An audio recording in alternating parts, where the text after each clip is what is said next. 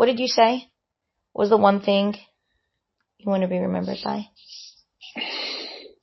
Nothing more, nothing less, but simply a man of God.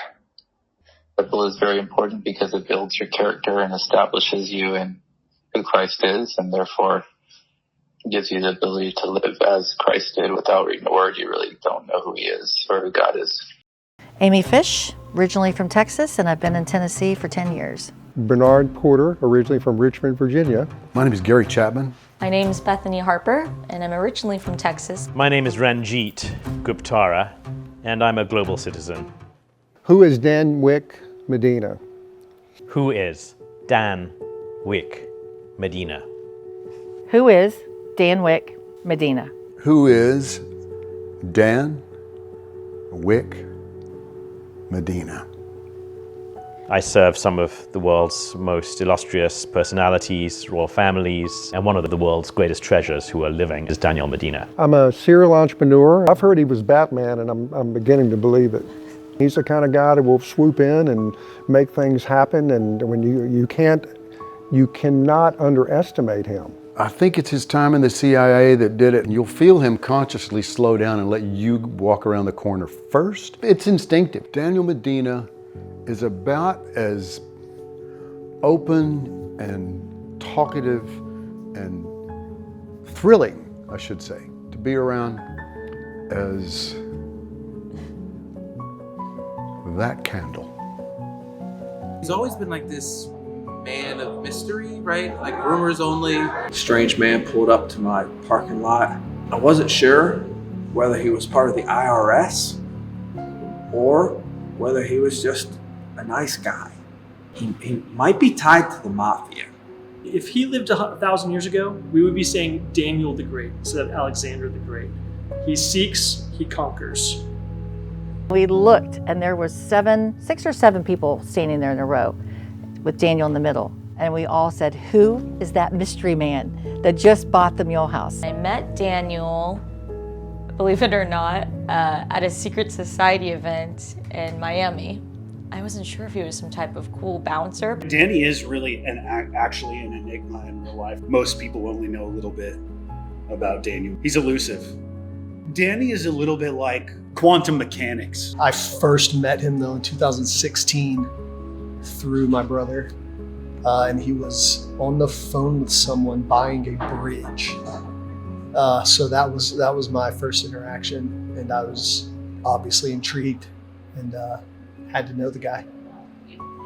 I wouldn't be totally shocked if Daniel was in fact from a different planet, and he was sent here to sort of study our economic system. This is the story of a local man in Franklin who changed the lives of those around him and who loved Jesus. But is he who they think he is? Find out next on Fox News Local. So I'd been assigned to cover this story. This phenomena of the most interesting man in the world even started their own fan-based sub-niche group, the Dan, the Myth, the Legend. Sometimes celebrities even were rambling and sending their recollections to Daniel directly. Daniel, I love you. Dressing like an angel here to keep your head from falling on the floor. And now the medical team just went back there. And I know you and I both believe in God, and you touch me so dearly. And God put me on this life for some reason, and He put you in my life. I love you so much. God bless. You know how I feel about you, buddy. It's gonna be the best ever for you. You know, put out your wings and just soar. Soar for the Lord, soar for your family. I heard they wrote the movie Limitless about him, but he's so unbelievably awesome, they had to add the drug component. Dan is so many things to me. He's just so many people, and I have so many emotions. So it's best that I do this in so many different locations so you understand that Dan travels with me throughout the day, everywhere I go. He's not like, there's no real record of Daniel. He receives over 250 calls a day, so he only has like 6 outbound calls a day, and he's mentioned you quite a lot. What do you think, how many times have you witnessed him receive phone calls? Nonstop. What's that like? Explain for me, like you were hanging out and... So we'll be sitting at a lunch or a coffee, and he has his phone, and he has to flip it over, because if it wasn't flipped over, it just beeps constantly. Whether he's at Mar-a-Lago or having conversations with the president, I'm just like, who are you? And what are you doing standing next to me?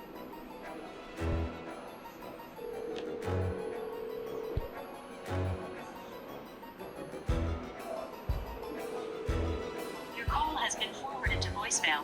The person you're trying to reach is not available. He doesn't answer for a lot of people, but he almost always answers for me. It's going. Oh, it's going through. Your call has been forwarded to voicemail. The person you're trying to reach. Your call has been forwarded to voicemail. The person you're trying to reach is not available. I was the only one here, and to manage this building and business on top of 3,000 fan letters coming in, I mean, I had to get some help. And I'm like, okay, I'm gonna have to say something because this is a lot. We are two peas in a pod. I own a lower class G-Wagon. It is not the G-Wagon, but it does have a G-Wagon label. It may be a Nissan Altima, but we're not worried about that. He's leveled up my game. There's at least 2 garments I'm wearing right now that are products of Daniel Medina. That Brett Henry is actually a stalker. Even his Venmo, we found, had pictures of Daniel Medina inside of it. What? That Brett is not who he says he is. Just like they say that about Daniel. How do you know Daniel, or what do you do with Daniel? He was like, I can't really talk about it. Anyone that says that, you kind of have to wonder. What I'd say about Brett Henry is he's not a Medina. You know what I'm saying? So he can just kick the curb, you know? He better look out. That's all I'm saying. Because Police reports said that you were detained because you were starting to take clothes from Mr. Medina. What would your response be to that? I think detained and simply questioned are 2 different things. And taking is another thing. Rummaging through the garbage is one. You know what they say? Another man's trash is another man's treasure. And you know, once it's in that bin, it's free game. So I don't know anything about being detained. I'm the recipient. I'm not sure if you know this, but I'm the recipient of his closet when a garment expires, which is normally about 3 months. And I'm really grateful for that. He's leveled up my game. So I'm going to show you a picture. What if I told you that he was the lead singer, and then I want you to swipe, or the lead guitarist of Third Eye Blind? That's incredible. That's a true story. That would make some sense. I would say somewhere he's gotten a wig. And I would say I've never heard him play the guitar before, but it would surprise me.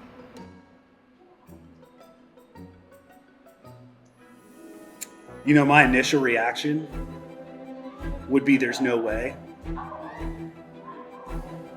But this is the type of thing that Danny would do. Well, that is him. Yeah. There's Swipe. living proof. Swipe to the left and to the right. Wow. Does it all make sense? It makes complete sense, and I'm not surprised a bit. Wow. Well, I knew he was a rock star. This guy's not normal. He walks into my office in sweatpants, open-toe sandals, and a tight t-shirt, and a hat. Certainly didn't look like he was from Franklin. South American, Mexican, Puerto Rican, maybe? He's Cuban. Couldn't believe it. He was weird. When he met me, he asked me if I liked Mickey Mouse, and next thing you know, he's talking to me like he's Mickey Mouse. This was before he became big time. Daniel could negotiate ice from an Eskimo. Negotiations are typically short. He says, "This is the deal." Oftentimes they accept. We have code words. What are the code words? You know, like Elvis is in the building, Elvis has left the building. He's our Elvis. We know when he's here. I took him backstage at the Grand Ole Opry, and you know, those of you that know Daniel know how quiet he can be. And I was just getting used to him. And he didn't say a word. And I was back there and people passed by and he was expressionless. And I said, maybe he's not having a good time. And I said, you want to leave? We can leave anytime. He went, no, we don't leave. Okay, you sure? Yeah.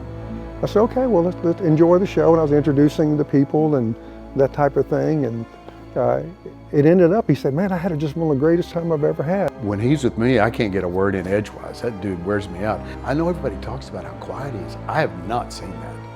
I've never seen that. He calls you. He doesn't really want to talk about business. With his friends, he just wants to talk about life.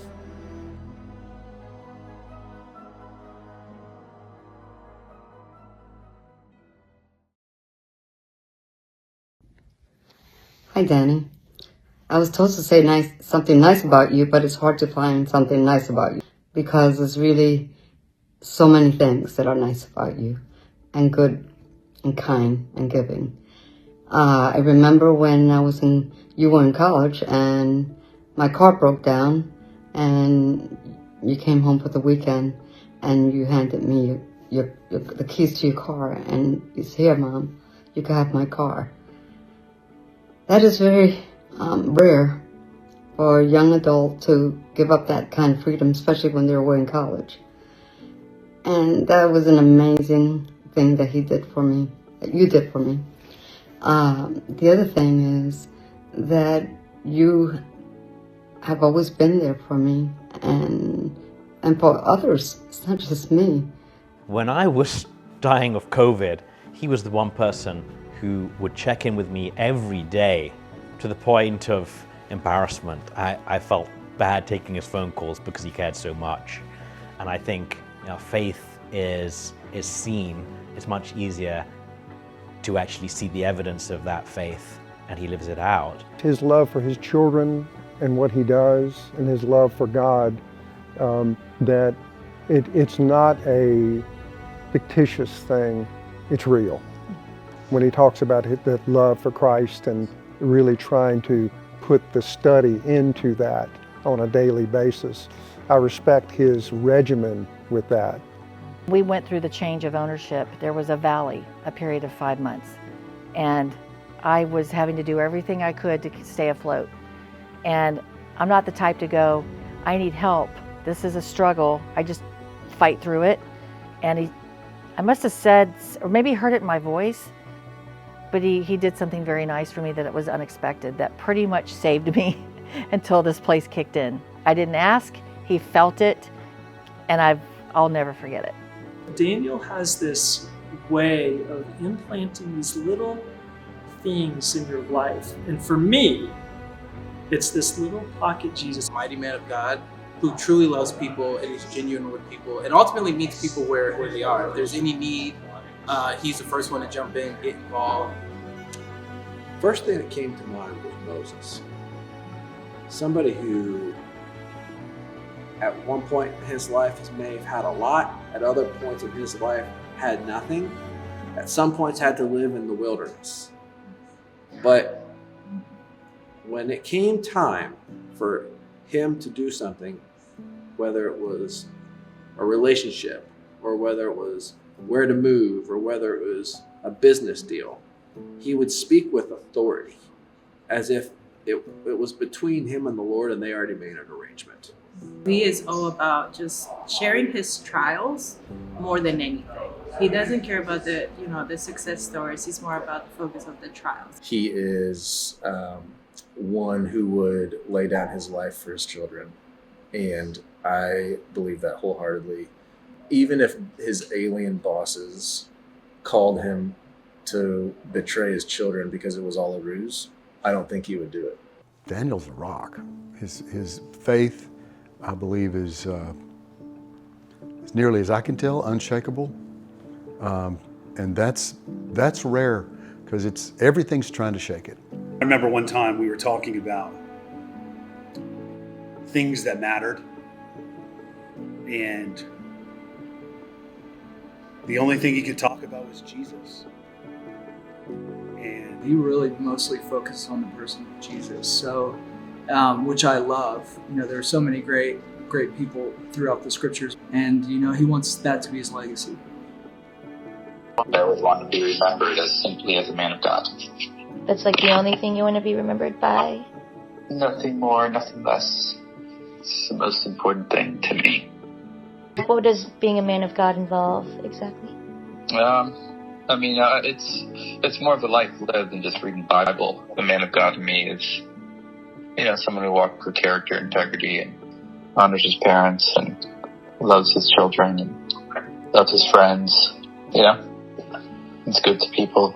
It's there to be there for them. Who is Dan Wick Medina? He is a gentleman. He is a godly man. He is a father. He is a friend. He is a mentor. He is an icon.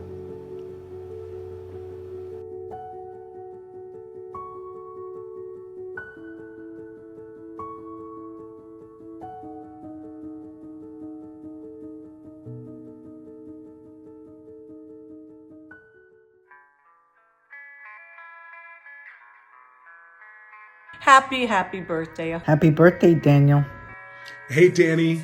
Happy birthday, my man. I love you, brother. Hey, Danny. I love you, brother. I love you so much. So, Dan, I'm honored and I'm blessed to be your friend. I look forward to many more years together. I love you, brother, and I'm praying for you. Daniel, I love you. I've seen you there for so many other people. And I want to thank you for that, the kind of person and amazing man that you have become. Words cannot express how proud I am of you. Couldn't be more proud of you. And I pray God's word over you and how thankful I am to God that He is walking with you and molding you into an amazing man of God. Dan Wick. All right, I got to start over. Because Dan Wick Medina. Here's the problem with Dan Wick Medina. Is my jealousy, so give me a minute, I'll be right back. Bah ha ha ha, that's me responding to Roger's video. Hey Dan, I just wanted to say hi. I'm in Japan right now. And I really appreciate having you as a friend and a partner. We've been through a lot together. Guys that well, but we're gonna be in Chicago for something else. There's someone in there. Oh my god! What are y'all doing here? Oh my god! Security! Is there an issue? Dan Wick Medina found your dog, so you can stop all the killing. Went from the grocery store, got me some groceries, and actually got on his bicycle and rode his bicycle. I don't know, it was probably 30 to 45 minutes to my house to bring me something to eat. Sat there, you asked questions, and you were genuinely interested in the lives and the stories of other people. And I know for myself, when we connected in person, I think my favorite moments were just us talking about the Lord. The memory that I love is when Dan told me very soon after we met that in the morning, every morning, he says, "Good morning" to God, Jesus, and the Holy Spirit.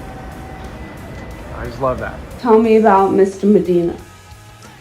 Daniel, what more is there to say? To know Daniel is to love Daniel. His self-deprecating sense of humor, he's just a great guy. My name's Chris Sittman. I'm a derivatives trader, but I'm a wannabe real estate guy. In fact, I'm a wannabe Daniel guy. I remember this time, right? We were probably all of 12, and this kid was, he was weird, okay? When he met me, he asked me if I liked Mickey Mouse, and next thing you know, he's talking to me like he's Mickey Mouse, because that's what he is. See, instead of one video, I decided to do multiple ones. Okay, truth be told, I almost didn't get this video done, but I couldn't miss this opportunity to let Dan know that we love him. You know, he's like one of those people that's showing me one or two of them in your lifetime. And when you do, you really have to savor it, because you might not ever meet another person like him again.